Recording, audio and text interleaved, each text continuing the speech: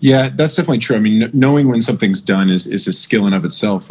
Josh asked on the chat there, how do you get a young artist to, keep the motivation and keep the excitement for doing lots of takes? And honestly, it's just a matter of experience and doing it. And one of the ways that I take breaks.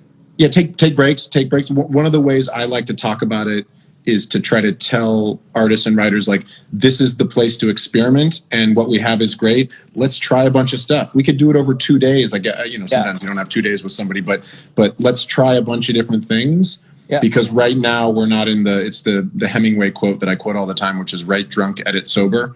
And, not to use substances when necessarily recording, but the idea being, don't worry about whether something's good immediately. Just throw a lot of things out there. In the modern recording studio, we're not worrying about tape. It's just hard drive space. And everybody should have enough hard drive space to do 1 million takes of a vocal, try things a different way, try back from the mic, in front of the mic, try not thinking about it, try changing your headphone mix, just try lots of things. I definitely have recorded vocals over the course of multiple days to really try to capture an emotional space for an artist. There's the famous story of Paul McCartney recording "Oh Darling," which John Lennon later complained that Paul was stealing his style, but "Oh Darling" has that big he has that in the vocal. It's like his vocals all fucked up. So according to the story, and who knows if this is apocryphal or accurate, that they would do their normal recording sessions during the day, and then Paul would stay after, starting on Monday night,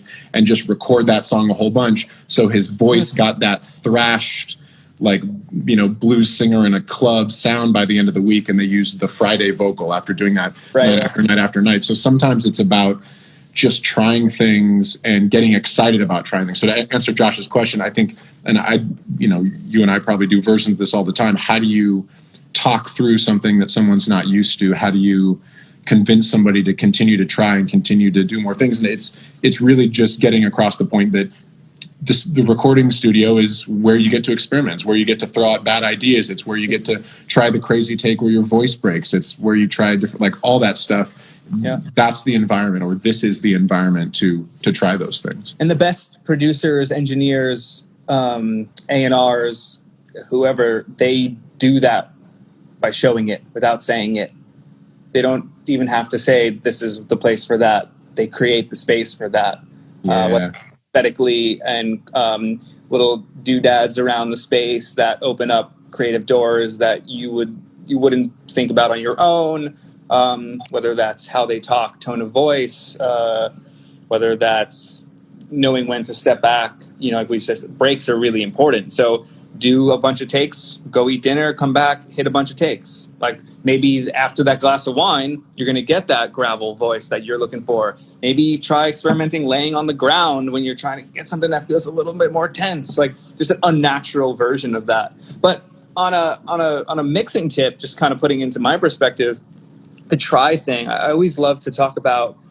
I think I've said this at a couple of the conversations here, but man, I when I was not busy 15 years ago, when I was starting to mix, I didn't care if a song was already released by a band or an artist I was working with. I would remix it. I would remix the same song every day from scratch, not even where I left off. If I didn't have a new client in, because I'm 17 years old and no one knows who I am, that was all the time, but I had one band recorded, say I did 3 songs with them, I would spend the next week in the studio, locked in. I'm going to remix it. I don't care if it was on iTunes. I don't do that anymore because I'm busy, but I think about it. I think about when it came out, what would I have done if I mix it on Thursday instead of that Wednesday? Because I know that Wednesday was a sunny day versus a gray day. You're going to make different decisions on different days. So to say that vocal take is the one on that, you don't really know. It might be worth coming back. Like even the production, right? You're going to come back to it on a fresh perspective. That might be a fail. The mix might be a fail another day. You always have that. We're not dealing with tape. We're not writing over tape.